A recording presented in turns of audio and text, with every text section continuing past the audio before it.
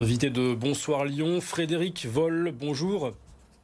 Merci d'être connecté avec nous ce soir. Vous êtes représentant du syndicat des enseignants SNUDI FO dans le Rhône. On est donc à 5 semaines de la rentrée des classes de septembre, on le disait, et on connaît les grandes lignes du protocole sanitaire qui sera en place dans les écoles, dans les collèges et les lycées à la rentrée. Protocole qui prévoit plusieurs niveaux en fonction de la situation sanitaire. D'abord, pas besoin de passe sanitaire pour accéder aux établissements scolaires. Bon, ça, j'imagine que c'est une décision qui va dans le bon sens, selon vous? Oui, encore heureux que les enseignants ne soient pas soumis à un pass sanitaire pour aller travailler. Ceci dit, avec l'éviction de certains élèves non vaccinés dont vous avez parlé dans votre présentation, on peut dire qu'eux sont soumis à un certain pass sanitaire. Oui, c'est la principale mesure qui a été annoncée par Jean-Michel Blanquer, le ministre de l'Éducation ce matin. L'éviction des élèves de plus de 12 ans non vaccinés au collège et au lycée dès lors qu'un cas de Covid sera détecté dans une classe. Une éviction de 7 jours. Ça vous inspire quoi, vous, cette mesure?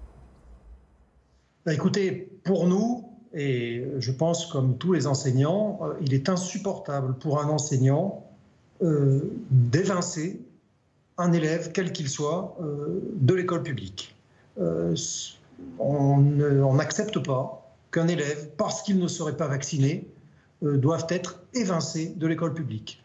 C'est pour ça que j'évoquais le pass sanitaire précédemment, puisque vous savez que dans le pass sanitaire, il y a un certain nombre avec le pass sanitaire, il y a un certain nombre de salariés, notamment les hospitaliers, qui risquent le licenciement. Eh bien, d'une certaine manière, ce pass sanitaire est décliné pour les élèves non vaccinés qui, en cas de contact avec une personne positive, seraient tout simplement évincés de l'école publique. Donc on ne peut pas l'accepter.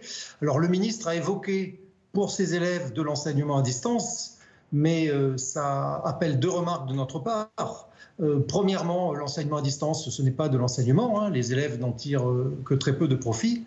Et deuxièmement, ça impliquerait que les enseignants, après avoir fait classe aux élèves non évincés, c'est-à-dire les vaccinés, doivent faire classe en distanciel aux élèves évincés, les non vaccinés. Donc pour nous, il n'est pas acceptable qu'un élève soit évincé de l'école, quelle qu'en soit la raison.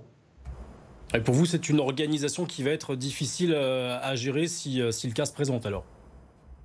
Bien sûr, en plus, qui va décider de l'éviction? Qui va informer l'élève? Qui va informer la famille? On va demander donc soit aux enseignants, soit plus probablement au chef d'établissement, d'une certaine manière, de procéder à un tri des élèves et en disant toi, écoute, tu es non vacciné, ta famille n'a pas souhaité que tu sois vacciné, donc tu ne peux pas avoir accès à l'école. Donc pour nous, c'est extrêmement choquant, ce type de procédé. Nous, on le dit encore une fois, il y a des possibilités pour que tous les élèves puissent accéder à l'école publique. Vous, ce qui vous gêne, c'est cette façon de mettre à l'index, finalement, les élèves qui seraient non vaccinés. Est-ce que vous pensez que c'est une mesure qui va inciter justement les parents à faire vacciner leurs enfants? Écoutez, je ne sais pas, mais mettez-vous à la place d'un élève dont les parents ont décidé qu'il ne devrait pas être vacciné. Voir cet élève privé de classe, privé de cours, privé d'enseignement, écoutez, pour nous, ce n'est pas acceptable. Alors, est-ce que ça va inciter les parents à plus faire vacciner leurs enfants? Je ne sais pas. Je ne sais pas. Ça, c'est une question qu'il faudrait poser aux parents. Mais en tout cas, ce type de procédé visant à, comment dirais-je, à exclure les élèves non vaccinés ne nous paraît pas acceptable. Le protocole sanitaire prévoit aussi d'exclure les élèves non vaccinés des sorties scolaires, par exemple sorties au cinéma ou à la piscine. Là aussi, pour vous, c'est une injustice?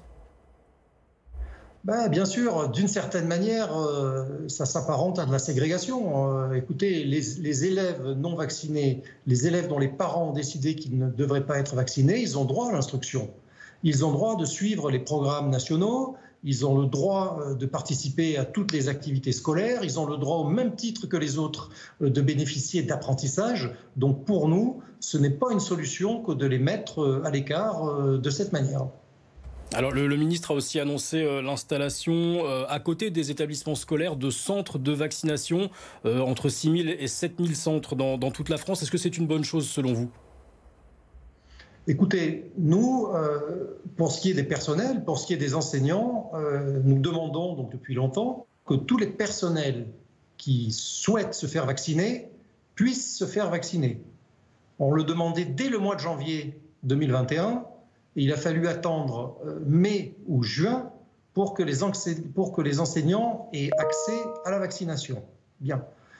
Si par ces dispositifs, les enseignants qui le souhaitent, peuvent se faire vacciner plus facilement, tant mieux, du moment, bien évidemment, que le ministre ne franchisse pas la ligne rouge de l'obligation vaccinale des enseignants à laquelle nous sommes opposés. Quant à la vaccination pour les élèves, je ne m'étendrai pas très longtemps là-dessus puisque c'est un choix des parents d'élèves. Et nous, en tant que syndicat enseignant, nous n'avons pas de position particulière sur la vaccination des élèves ou pas. Vous évoquez la vaccination obligatoire pour les enseignants. Le ministre de l'Éducation l'a écarté ce matin puisqu'il dit que 80% des enseignants sont à ce stade vaccinés et que c'est suffisant selon lui. Vous étiez donc opposé à cette obligation vaccinale, hein, vous n'en vouliez pas?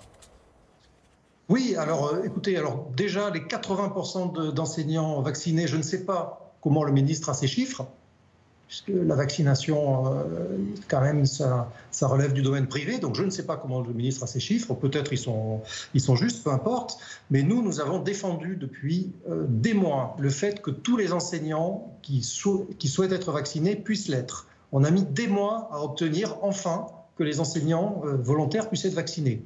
Maintenant, de notre point de vue, il y a un certain nombre de personnels qui ne souhaitent pas être vaccinés. Ça fait partie aussi d'un choix individuel qu'il faut respecter.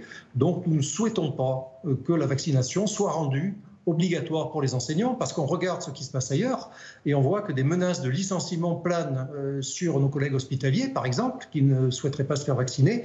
Donc, on ne souhaite pas en arriver à de telles mesures dans l'enseignement, c'est clair.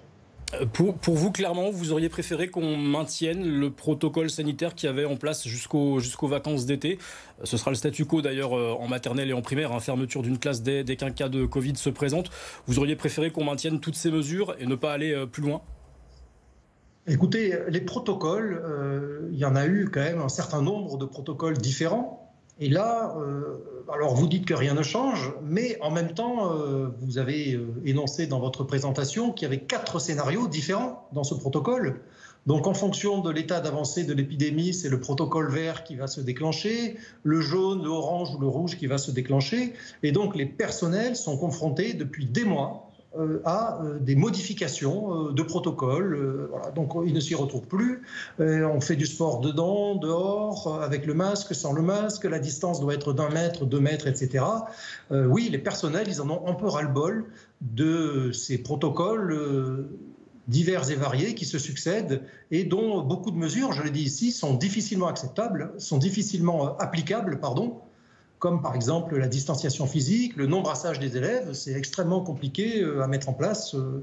Donc voilà, oui, les personnels en ont un peu ras-le-bol de tous ces protocoles qui s'enchaînent indéfiniment. D'un mot très rapidement, Frédéric Voll, vous appréhendez cette rentrée de septembre? Vous allez retourner en classe avec des craintes? Oui, bien évidemment. Bien évidemment que la rentrée s'annonce difficile. Alors bien évidemment, il y a l'épidémie, on verra bien où elle sera à la rentrée. Mais de notre point de vue, le ministre n'a pas pris la mesure principale qu'il devait prendre. Pour nous, c'est le premier des gestes barrières. Le ministre a supprimé 1800 postes d'enseignants dans les collèges, dans les lycées. Il procède à des centaines de fermetures de classes dans les écoles primaires. Il refuse d'augmenter le nombre de places au concours. Donc nous manquons d'enseignants titulaires fonctionnaires dans les écoles, collèges et lycées. Or, avec des enseignants plus, ça permettrait d'avoir des classes moins chargées, ça permettrait de remplacer les enseignants absents.